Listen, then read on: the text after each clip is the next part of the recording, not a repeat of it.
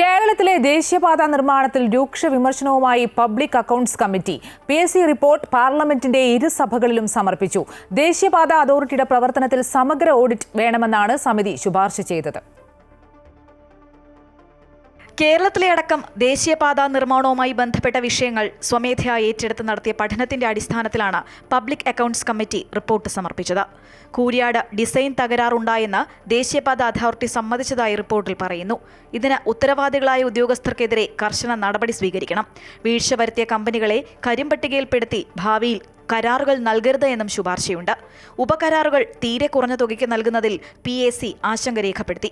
ഉപകരാറുകളുടെ വിശദമായ വിലയിരുത്തൽ ഗതാഗത മന്ത്രാലയം നടത്തണം. ഡിസൈൻ തയ്യാറാക്കാനും അംഗീകരിക്കാനുമുള്ള സംവിധാനം ദേശീയപാത അതോറിറ്റിക്ക് വേണമെന്നും PSC ശുപാർശ ചെയ്തു.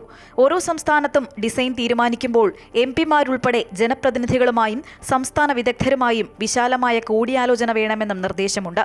ടോൾ നിശ്ചയിക്കാൻ പ്രത്യേക നിയന്ത്രണ അതോറിറ്റി രൂപീകരിക്കണമെന്നും PSC റിപ്പോർട്ടിൽ പറയുന്നു. News desk, Amrita TV.